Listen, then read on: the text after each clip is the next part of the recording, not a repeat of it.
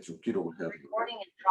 자, 앞으로 출애굽기가 이제 총 40장 중에서 16장이 남았는데 성소와 성막을 짓는 것에 대한 내용이 13장이에요.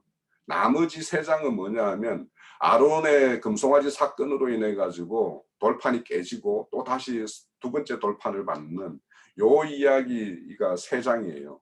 그러니까 3장을 뺀 앞으로 나머지는 싹 다 이 성소와 성막과 그 안에서 이루어져야 될 일들에 대해서 설명하는 것이라서 미리 한번 이렇게 보여드렸고, 요 자료는 제가 인터넷상에서 있는 자료들을 막 끌어모아서 이렇게 좀 만든 파일을 카페에 올려드렸으니까 꼭 시간 나시면 한번 보시고, 또 어제 카톡에 우리 그 출애굽기 관련된 그 말씀 듣기 그 유튜브가 있어서 영상이 있어서 이제 카톡에 올려드렸는데, 그것도 한번 보면은 그 그림과 함께 이렇게 말씀이 쭉 흘러나오니까 그걸 한번 들으면 뭘 이야기하는구나 하는 것들을 좀 우리가 쉽게 이해하고 접근할 수가 있을 것 같아요. 좀 그렇게 해주시고, 자, 오늘은 우리가 우선 이제 전체로 보면 큰 단락으로 한 4단락으로 이렇게 되어 있는데, 성소를 짓는 애물과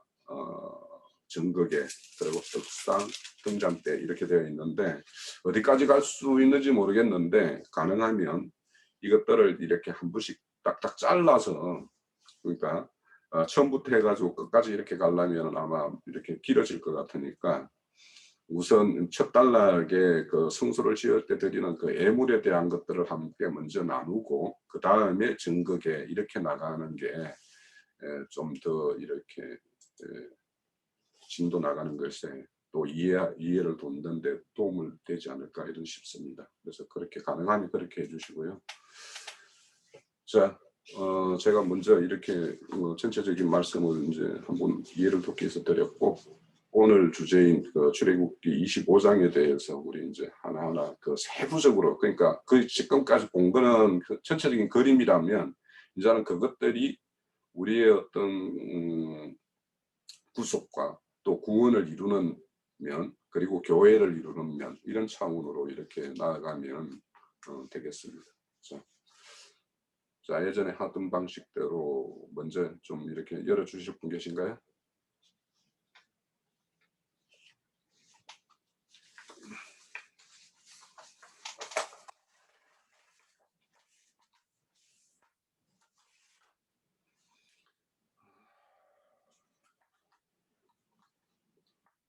자, 우선 그러면 지금 없으니까 서두만 제가 짧게 우선 열게요.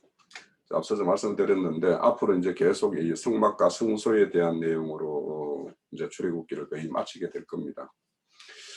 자, 성막과 성전은 굉장히 우리에게 하나님 그리스도 예수의 어떤 그분의 어떤 신성과 인성을 우리에게 잘 설명해주고 있는 어떤 그림과 같은 거예요. 그래서 우리가 이 성막과 성소의 어떤 그런 모든 어떤 구성 재료들, 그리고 각 기물들, 그것들이 우리의 어떤 그 교회와 어떻게 매칭되는가 이런 것들을 잘 연결시키면서 우리가 봐야 될 걸로 생각이 되고, 우선 그 제일 첫 번째 나오는 게 보면 성소를 지을 때 드려야 되는 그 예물에 대해서 이렇게 쭉 나오는데, 그래서 성소 기물들을 만드는 어떤 재료와 또 그 기물들이 만들어졌을 때 그 크기, 모양, 또 놓여지는 위치, 이런 모든 면에서 이것들이 우리에게 시사하는 바가 어떤 것인지 이렇게 세밀하게 좀 살필 필요가 있겠다라는 생각이 들고요.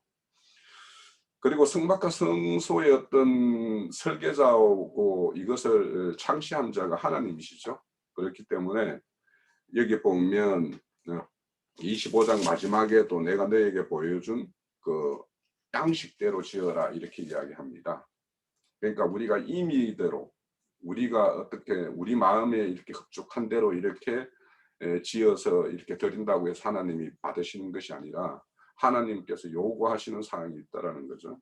그래서 이거는 결국에는 우리의 믿음과 모든 것 교회의 이름도 우리의 어떤 소견대로 하는 것이 아니라 하나님께서 우리에게 요구하는 바를 우리가 잘 깨달아서 그 내용대로 이렇게 실행을 해야 되는 것을 잘 보여준다고 생각이 들고요. 그래서 이제 이전에 보면은 이제 방주 같은 경우도 하나님이 이 방주를 이렇게 지으라고 노아에게 알려줬어요. 노아는 그대로 이제 준행을 해서 이제 방주들을 지었죠.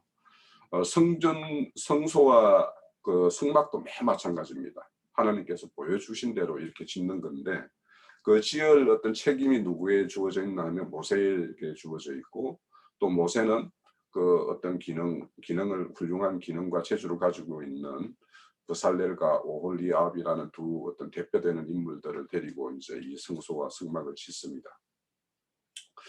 자, 그래서 이 성소와 성막은 결국에는 죄인이 거룩하지 못한 우리 이 피조물인 우리 인간이 거룩하신 그 하나님 앞에 나아가는 방법이 어떻게 해서 나아가는가 하는 것을 보여주는 것이 1차적이에요.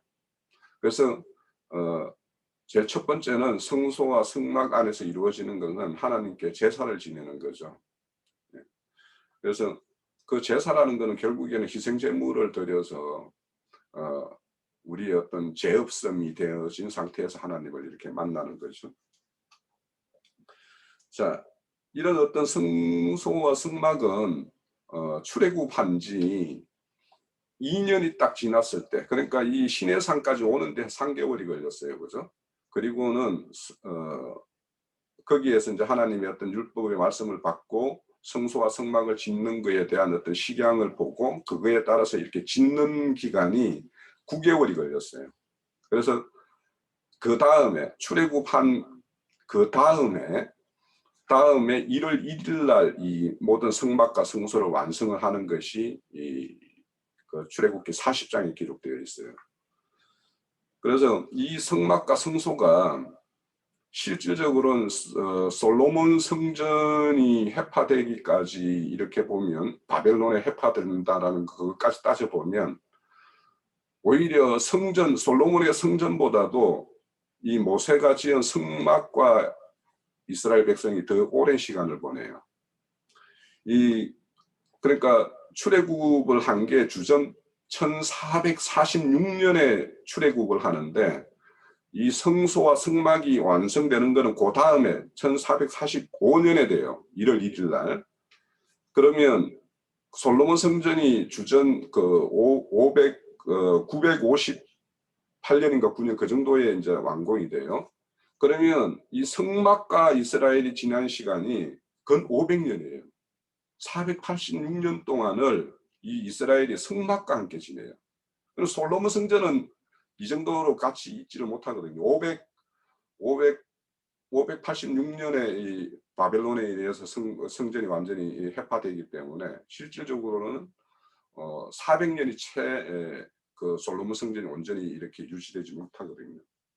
그와 같이 이 성막은 이스라엘의 어떤 강야 행진과 또 가나안 땅 들어가서도 솔로몬 성전이 설 때까지 이 성막의 어떤 그런 기능이 계속되어졌다라고 볼 수도 있죠.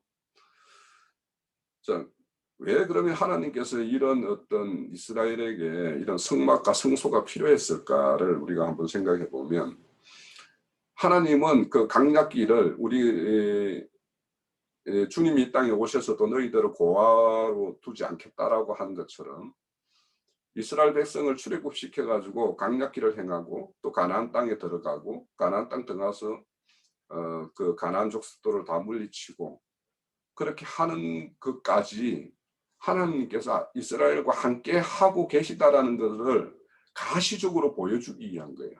그러니까 하나님은 이 우주 만물 모든 것에 편재해 계시지만 그것을 우리가 하나님은 이 공간에 모든 공간에 계시지만 우리가 잘 피부로 이렇게 못 느끼는 부분도 있잖아요. 그렇지만은 이런 성소와 성막을 이렇게 눈으로 보여주는 걸로 이렇게 보여줌으로 인해서 하나님이 늘 우리와 함께 하신다라고 하는 것을 이스라엘에게 더 명확하게 가시적으로 각인시키기 위해서도 필요했던 거예요. 그래서 이렇게 만유보다 크신 분이 그분이신데 그분이 이런 작은 아까 제가 말씀드렸듯이 성막은 한 300평 되고 성소와 지성소 전체 해서 채 20평도 안 되는 그 조그마한 어떤 공간에 그 하나님께서 이렇게 함께 하시는 것을 이렇게 보여주는 것 그것은 이스라엘에게 하나님이 늘 함께 하신다는 걸 이렇게 보여주는 어떤 그런 목적이 있었다. 그러면 성소와 성막에 대해서는 이제 그 기능은 뭐냐? 첫 번째는 하나님과 하나님의 어떤 백성들, 그의 어떤 자녀들이 함께 이렇게 만나는 장소였어요. 그래서 만나는 장소였고, 거기에서 이루어지는 일은 제사죠. 오늘날 우리로 보면은 이제 예배가 될 텐데, 그래서 그들 이스라엘의 어떤 그 성막과 성소는 우리 눈에 보이는 가시적인 어떤 거였지만, 우리에게는 우리 심령이 하나님의 어떤 성소와 성전이 되어져서 우리가 늘 그분을 만나고 그분을 예배하고 그분께 산 제사를 드릴 수 있는 어떤 그런 사랑, 그런 것이 되어야지 우리가 이 성령의 시대에 합당한 어떤 합당한 믿음이라고 생각이 되어져요. 그리고 성소에서는 그렇게 하나님이 그들의 어떤 백성을 만나는 장소였고, 그곳에서 하나님께서 우리에게 주실 말씀을 선포를 하세요. 그러니까 속죄소에서 늘 대제사장이 들어가서 하나님께서 하시는 말씀을 받아서 나와서 또 이렇게 다시 백성들에게 이렇게 들려주고 있죠. 우리가 지금 앞서서도 봤다시 하나님의 산에 올라가 모세가 하나님께서 들려준 말씀을 듣고 와서 또 다시 백성에게 이렇게 전하는 모습과 동일한 어떤 모양이죠. 앞서서 우리가 거기서 봤듯이 이스라엘 백성들에게는 이 성막과 성전, 성소를 중심으로 모든 생활을 해요. 그들에게는 이 공간은 자기들의 어떤 목숨만큼 이 소중한 걸로 여겼어요. 그렇기 때문에 이 이스라엘의 어떤 그런 과거 이렇게 성막과 성소를 받은 이후에 한 1500년 후에 예수님이 이 땅에 오셔가지고 예수님이 이 땅에 오셔서 그들이 목숨처럼 아꼈던 그 성전을 부정하기 때문에, 또 그 성전에서 이루어지는 어떤 제사라는 거 이런 것들을 부정하기 때문에 예수님을 죽이신 거거든요. 그만큼 지금부터 시작되는 이 그들의 어떤 이 건물 성전, 건물 성소, 이걸 중심으로 이렇게 생활했던 이것이 결국에는 예수님이 이걸로 인해서 죽음을 맞는 것까지 그런 아이러니한 어떤 그런 상황을 맞게 돼요. 그만큼 이스라엘 백성들에게는 이 성막과 성소가 그들을 하나로 이렇게 하나의 단일 결사체를 이룰 수 있도록 하는 그런 어떤 중심 역할을 했던 거죠. 그리고 이제 성막과 성소는 결국에는 죄인들이 하나님 앞에 나아가서 안식을 누릴 수 있는 어떤 그런 어떤 방편을 제공하는 것이기 때문에 은신처였고 우리의 어떤 영혼의 어떤 피난처를 상징하는 그런 모습이라고 보여집니다. 그래서 성소와 성막에 대해서 이제 제가 가지고 있는 어떤 그 이해와 내용은 뭐 대략 이렇게 말씀드리고, 우리 형제자매님들은 뭐 더 이렇게 성막과 성소가 가진 어떤 의미와 또 오늘 이제 내용 드리는 어떤 예물들에 대해서 이렇게 좀 진도를 나가 주시면 되겠습니다. 예, 우리 기령제님. 네, 네. 형제님의 그 성막과 성소 이런 것들을 증거를 그림으로 이렇게 들으면서 하늘의 새 예루살렘 성이 이제 어떻게 구성되고 또 주님께서 오셔가지고 그 이제 보석밭을 위해서 모든 저기를 사셨다 이제 이렇게 했는데, 정말 주님의 피로 사신 우리 주님의 지체들이 우리가 한 사람 한 사람 새 예루살렘 성의 그 보석들이 되어서 그런 구축되는 그런 그림들을 연상하게 됐습니다. 이제 저는 오늘 이렇게 보면은 그 성소 또 주광목 이런 우리가 흔히 지성소라고도 하고 하는 그런 의미들을 저는 좀 생각을 해봤는데, 그 성소라는 것은 이제 깨끗하고 신성하다 하는 것에 좀 근거를 둔 것이라고 봅니다. 왜냐하면 첫 아담이 에덴 동산이 그 뱀의 그 침범으로 인해서 더럽혀짐을 받은 것에 대한 그 반대급부로 하나님의 그 성소는 그렇게 그 뱀의 그 교훈으로 더럽혀진 사람들은 구성될 수 없다는 것을 이렇게 생각을 하게 되고, 또 그 우리가 이제 고린도전서 같은 데 보면은 그 집과 뭐 흙 이런 것들로 그 건축된 것은 공력이 나타날 때 주님의 이제 불의 그 심판으로 나타날 때 그런 것은 다 타버린다 이렇게 이제 이거를 하셨기 때문에 우리가 이 땅에서 어떤 교회 생활을 해서 주님 앞에 참으로 보석들로 나타날 것인 것은 그런 것들이 명확하게 이렇게 증거를 통해서 우리가 유추해 볼 수 있다고 봅니다.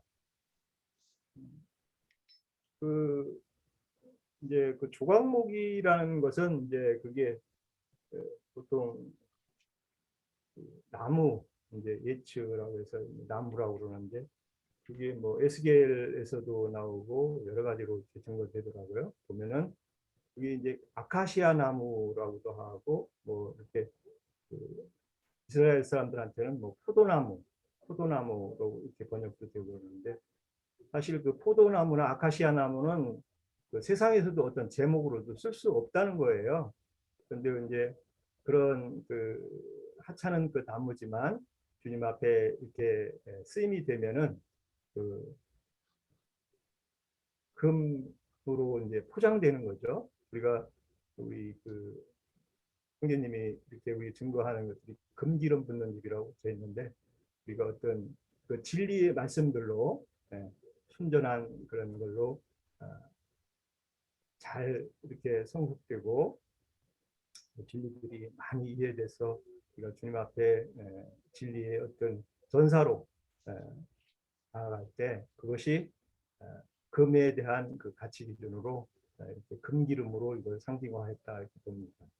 그래서 그 성소에서는 정말 그 불결한 것이 없이 우리가 순금은 뭐 99.999 이렇게 하는데 그 금에 대한 상징은 순결하다는 거죠. 바울 사도도 너희를 순결한 주님의 그 신부로 중매하노라 이렇게 했는데 그 저도 이제 그 전에 이제 신앙생활할 때는 그 이렇게 주님의 그 휘장이 주님이 죽으시고 부활하실 때 휘장이 딱 갈라졌다고 그러는데 나는 예수님을 믿은데 왜 이렇게 휘장이 안 갈라져 가지고 어떤 이상한 것들이 성경이 너무 많았던 것 같아요. 그런데 많은 그 증거자들을 통해서 들어보면 늘 뭔가 이렇게 부족하고 이렇게 뭔가 해결이 안 되는 그런 그 아쉬움이 많이 있었어요. 어떤 부분에서는 이거 분명히 맞는데 왜 이렇게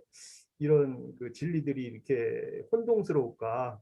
그래서 우리 이제 형제님 인터넷을 통해서 제가 이제 처음에 보고 정말 이 시대에 이렇게 그 진리들을 잘 증거하는 분이 주님께서 세워주셨구나 하고 참 굉장히 그 기쁨으로 우리 형제님을 만나고 이렇게 했던 그런 기억이 이제 있는데 정말 우리가 성소의 휘장이 갈라짐으로 해서 지성소에서 들어가는 그 지성소에서 주님의 말씀을 친히 얼굴을 보고 느끼는 이런 진리들의 말씀들을 잘 이해되고 또 그것들을 받아들일 때 가감없이 받아들일 때 정말 우리는 그 보석으로 잘 숨겨진 주님께서 원하는 하늘의 새 예루살렘 성의 귀한 그 제목들로 이렇게 쓰여지고 주님께서 원하는 뜻을 이루셔 간다 이렇게 봅니다. 그래서 이제 우리가 37장 또 32장, 37장에 이제 브라셀 부살렛과 오홀리압이 이제 실제는 이제 지켜됐죠. 성소를 짓는 그런 역할을 하기 전에 32장에서는 그 아론의 우상 숭배가 이렇게 아론을 통해서 금들을 귀걸이, 뭐 목걸이, 뭐 이렇게 해서 갖고 오라고 해서 우상 숭배에 또 이렇게 떨어지는 그런 그 출애굽한 그 이스라엘 백성들을 보는데 꼭 먼저는 실패하고 꼭 두 번째가 되는 이런 현상들이 꼭 일어나거든요. 그것은 이제 우리가 겉사람으로 신앙하는 것과 정말 그 진리에 이해된 속사람을 표하는 그런 것들로 우리가 이어진다. 그래서 우리가 저도 그 세상교회라고 하는 이 교파교회들을 많이 다녀봤는데 정말 그 물질 세계의 개념에 떠나지 못하는 그 영적인 것에 대한 어렴풋한 정도만 있지 그 어떤 우리가 신앙생활 하는 것을 보면은 그 물질의 범주에 벗어나지를 못하고 주님 앞에 나아가는 것도 어떤 이 세상적인 물질 그래서 그 아론의 금송아지 그 이렇게 숭배하는 것을 보면 지금의 세상교회 사람들이 정말 적나라하게 이렇게 연계되고 그런 것들이 정말 잘 이해되는 것 같아요. 그래서 그 정말 그 우상이 된 요즘 날의 그 목회자들이 이런 우리 진리들을 잘 보고 듣고 하는 그런 경우가 생기면 정말 그들이 얼마나 주님을 능멸하고 잘못된 신앙생활을 하는지를 정말 이런 증거들을 통해서 돌이키고 바른 길로 돌아오기를 바라야 되고 우리가 또 그런 역할을 잘 해야 된다고 보는데 뭐 증거를 또 이제 하게 되면 또 하면서 다음 얘기에 넘기겠습니다. 네, 수고하셨고요.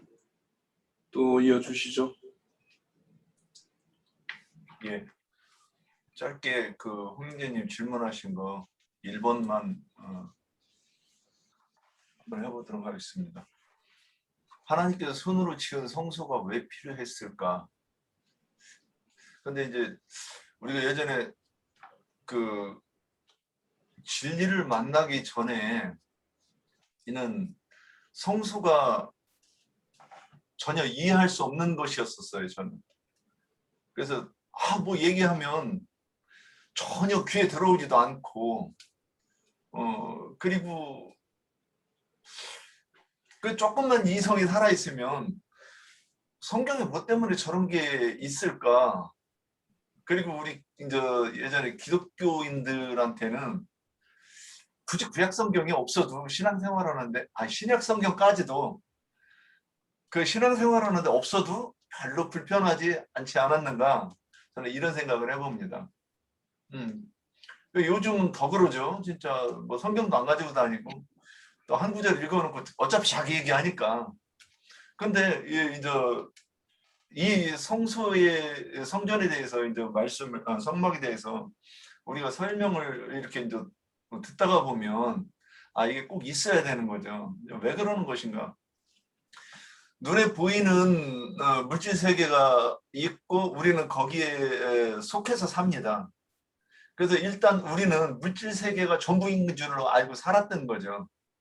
그런데 전도를 받고 교회 가 보니까 전능자가 있고 창조자가 있는데 그분에 대해서 얘기를 듣습니다. 그럼에도 불구하고 아까 이제 기령제님 표현하신 표현대로 물질 세계에서 그 눈이 벗어날 줄을 모르는 거죠. 그래서 영적인 세계를 얘기를 하면 기독교에서는 돌맞죠. 뭐 이단이라고 그러고 근데 신기하게도 많이 얘기하지 않아도 일단 몇 마디만 얘기해도 그들은 그 속 사람이 막 두리번거리고 돌 찾는 걸 이렇게 딱 느껴요. 그냥 던지려고 때리려고. 그러면 왜 그러는가? 그들은 영적인 세계가 있다고라는 거를 말은 들었는데 그 영적이 어떤 게 영적인지를 모르는 거예요. 근데 그것을 이 성막이라든 게 없으면 어떻게 그거를 설명하겠는가? 또 물질 세계가 없으면 하나님이 영이시고 또 우리도 본질은 영인데 육신을 벗으면 이제 속 사람이 누구의 형상이냐 이걸 가지고 얘기하는데 이거를 설명할 방법이 하나님이시라도 없을 것 같아요. 물론 강제적으로 딱 이해하도록 이 영과 영끼리 계시를 딱 주시면 알겠죠. 그런데 물질을 육신을 입고 있는 이 땅에서 우리가 구원을 이루는 하나님의 그 의도대로 가려고 하면 물질 세계에서 그 영적인 세계를 이해하려고 하면 성막, 또 성전, 그 성경 이런 것들이 다 있어야 되고, 또한 우리의 삶 속에서 각 문화나 풍습이라는 게 없으면, 또 이 관념이라는 게 없으면 어떻게 하나님을 설명할 수 있겠는가, 이제 이런 생각을 해봤습니다. 그래서 보이지 않는 하나님을 물질 세계에 우리가 사람이 이해를 하려고 하면 성막이 있어야 되겠다.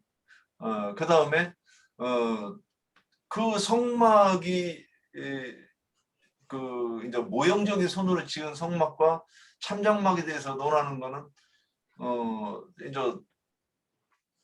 그 모형적인 성막은 오늘 이제 우리가 그 그림도 보고 얘기했으니까, 그러면 그것이 실제 형상이 참장막인데, 그 참장막, 이 성막을 보고 이게 하나님이 마당에서는 뭘 얘기하고, 또 그 이 성소에 대해서는 이거를 얘기하고, 지성소는 이것을 얘기하고 있다, 이렇게 이해를 하면 이게 이제 참정막에 대한 이해이죠.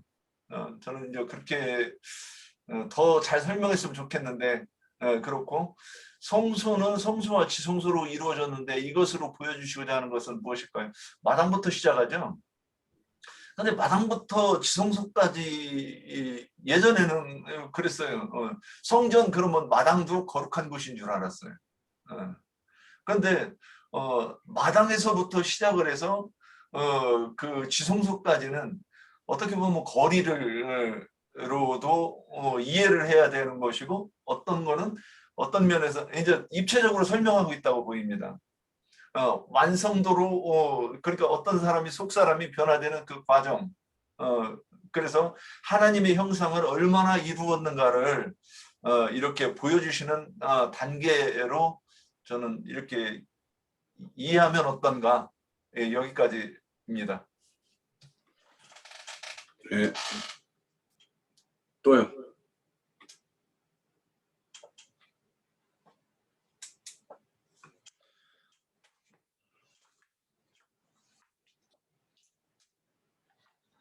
안 계신가요?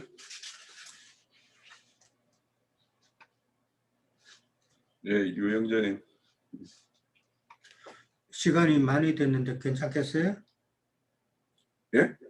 시간이 많이 됐는데 네, 잠시 괜찮겠어요? 쉬었다 가세요. 잠시 쉬었다 예. 하죠. 네. 지금 1시간 반 됐어요. 네. 1시간 됐는데. 실질적으로 1시간. 네, 1시간 약간 만 됐어요. 네. 지금 뭐 시간은 그렇지만 실질적으로 우리 녹화한 거는 한 30분. 그래요? 네. 알겠습니다. 그럼 시작하겠습니다. 네, 조금 맞죠. 네. 오늘 25장 이제 내용인데, 25장부터는 아까 홍영재님 말씀하셨듯이 이제 성막 건축에 대한 내용들, 어떻게 지어라 하는 것과, 그다음에 자재는 어떤 자재를 써라는 것, 이런 이제 식양이라고 그러죠. 그런 것이 이제 쭉 나옵니다. 그리고 이제 36장부터는 이제 실제로 그 식양에 따라서, 설계에 따라서 성막과 기물을 만드는 그런 과정들이 이제 쭉 나오잖아요. 이제 성막이기 때문에, 참 성막은 이제 예수 그리스도라는 것은 우리가 다 알잖아요. 그래서 사실 성막에 대해서 또 기물에 대해서 좀 더 자세히 아는 것은 바로 이제 예수님을 구체적으로 우리가 좀 더 아는 그런 계기가 되는 것이죠. 그래서 사실 그 25장부터 이렇게 쭉 나가는, 앞으로 그 당분간 나갈 내용들이 상당히 복잡하고 상당히 또 많은 양을 또 접해야 되는 거기 때문에 사실 좀 쉽지는 않고 좀 많이 시간을 투자해야 될 것 같은 그런 생각이 들더라고요. 그래서 오늘도 쭉 보니까 이게 나누어야 될 건 너무 많은데 어디까지 어떻게 절제를 하면서 해야 될지 좀 걱정은 되더라고요. 일단 간단하게만 제가 할게요. 성막에 가는 것인데, 사실 이제 첫 성전은 이제 예수님의 몸을 상징하는 것이잖아요. 그것은 이제 무너져야 되고, 두 번째 영으로 오셔서 건축하신 그 새 성전, 그것이 바로 참 성전이라는 것은 우리가 잘 알잖아요. 예수님께서 인자 예수님으로 오셨을 때에 제자들과 세리와 창기와 모든 낮은 자들과 베다니에서 가졌던 그 모임이 참 우리 지금 교회 시대에 더 크고 온전한 장막의 모형이 아닌가, 예표가 아닌가 그렇게 생각을 합니다. 그것이 바로 참 교회의 모임이다라는 것을 예수님의 그 베다니 모임을 통해서 우리는 생각해 볼 수가 있는 것이죠. 그러니까 더 크고 온전한 장막을 실현하는 것이 우리가 참 추구해야 될 것이고, 거기에 대해서 우리가 이상을 가져야 된다는 것이죠. 자, 오늘 본문에 들어가면은 여호와께서 이제 모세에게 명령해서 이스라엘 자손에게 명령하여 내게 예물을 가져오라라고 그렇게 되어 있습니다. 예물이란 뜻은 올려서 바친다는 그런 의미가 있거든요. 그래서 올려서 바친다는 의미이기 때문에 항상 예물은 거제로 드렸다는 것이죠. 그것을 우리가 이해를 하고요. 그 다음에 이제 예물을 가져오는데 기쁜 마음으로 내는 자가 내게 바치는 모든 것을 너희는 받을지니라 그랬어요. 예물을 가져오라고 그렇게 했는데 이스라엘 백성 전부가 다 안 냈다는 이야기잖아요. 기쁜 마음으로 내는 자가 이제 그 자들 것을 이제 받으라고 그랬잖아요. 그러면은 숨겨놓고 안 낸 사람도 있다는 말 아니에요. 예, 이게 참 오늘 우리가 한번 좀 생각해 봐야 될 문제죠. 그리고 8절에 가면은 예물을 낸 자들이 8절에 가면은 내가 그들 중에 그할 성소를 그들이 나를 위하여 짓는다 그랬어요. 그러니까 성소를 짓는 자는 예물을 낸 자들이 성소를 짓는다는 것이죠. 예물을 내지 않은 자는 성소를 짓는데 동참할 수가 없다는 이 말이죠. 이게 예수님 시대에 우리 지금으로 말하자면은 회개해서 자기의 마음을 열지 않은 자는 예수님께서 함께하지 않는다는 것이잖아요. 그러니까 우리가 회개하고 마음을 열어서 예수님을 모시면은 우리가 예수님의 영과 함께 더 크고 온전한 장막을 짓는 건축자가 된다는 그런 의미죠. 그 의미를 오늘 지금 예물을 기쁜 마음으로 내는 이 구절에서 우리가 한번 좀 생각해 봐야 된다는 것이죠. 그러니까 숨겨놓고 앉는 자들은 하나님 앞에 들을 게 없는 자는 하나님의 건축을 장막하는 일에 쓰임받지 못한다라고 그랬습니다. 그 다음에 이제 예물의 내용이 나옵니다.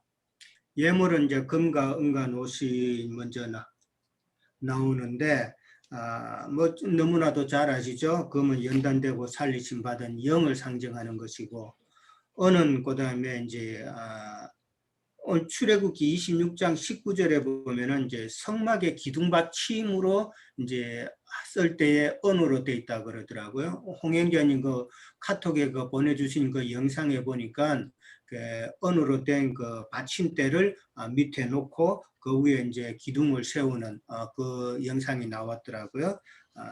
그러니까 예수님의 그 혼과 우리의 그 혼이 연합이 되어서 성막의 기초가 된다는 것이죠.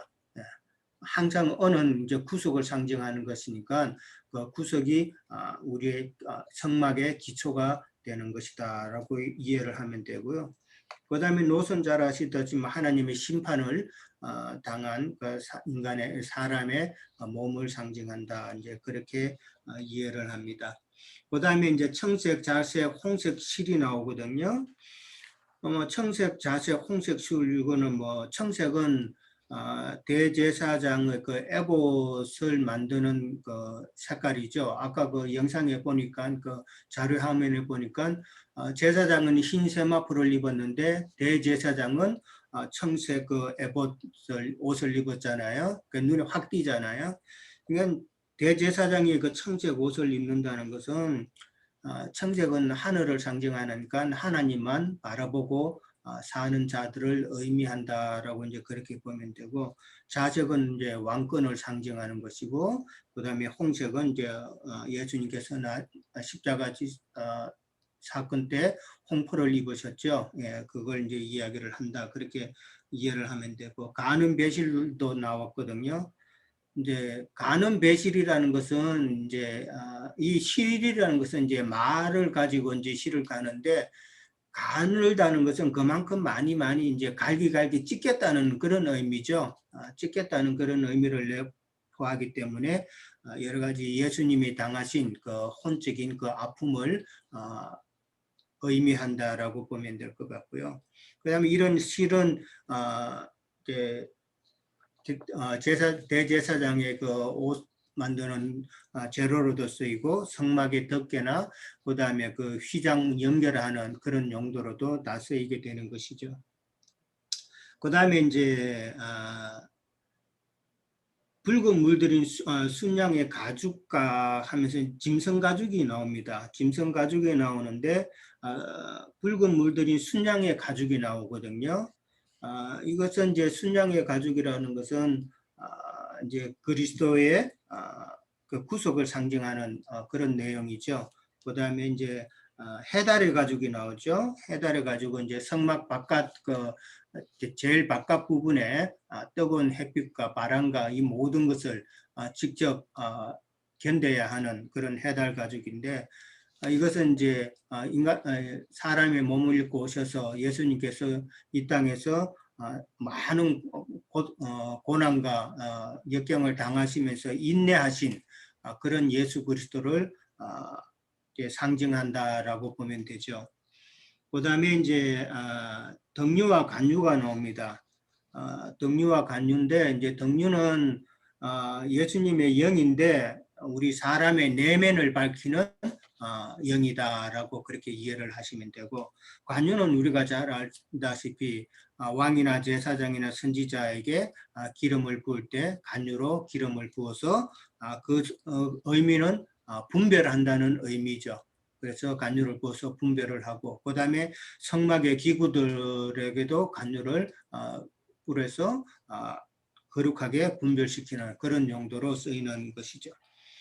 그 다음에 이제 향료와 향품이 또 나오죠. 예, 향료와 향품은 이제 뭐 잘 아시다시피 이제 예수 그리스도의 그 죽음과 장사와 부활에 대한 부활을 위한 그런 용도다라는 것이죠.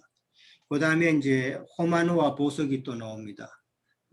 보석은 이제 대제사장의 그 에봇에 붙이는 그 보석도 이제 보석으로 이제 주로 쓰이는데, 그 다음에 이제 호마노라는 것도 있어요. 이거는 호마노는 이제 붉은색이잖아요. 붉은 보석인데 피뿌림을 받아서 예수 그리스도의 생명과 연합된 영혼을 상징하는 것이다. 그러니까 우리의 예수 그리스도의 그 생명과 연합된 우리의 영혼이 호마노의 보석이 된다는 그런 의미로 생각해 봅니다. 그 다음에 이제 그 다음에 10절에 이제 가면은 이제 정거계가 이제 나옵니다. 정거계는 법계라고도 하고, 그 다음에 언약계라고도 하고, 뭐 그렇죠.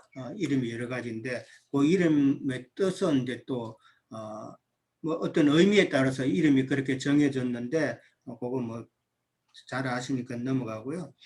정거계는 이제 지성소 제일 안쪽에 이제 위치하고 있고, 재료로는 이제 조각목에다가 정금을 싸서 그렇게 만듭니다.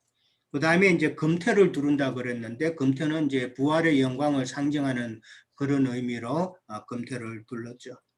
그 다음에 이제 길이는 이제 2.5 규빗이고 너비는 1.5 규빗이라고 그랬어요. 너비하고 높이가 정거계가 사이즈가 그러는데, 저는 오늘 이거 말씀을 쭉 보면서 정거계하고 그 다음에 그 번제단하고 이런 그 치수에 대해서 조금 관심이 가더라고요. 정극에는 방금 말씀드렸다시피 길이가 2.5 규빗이고 너비와 높이가 1.5 규빗이에요. 이걸 갖다가 배를 하면은 5 규빗이고 3 규빗이에요. 그 5와 3이 되는 것이죠. 근데 우리가 지금 오늘은 안 하지만 이제 나중에 또 나오겠죠. 번제단이라는 거 잘 아시잖아요.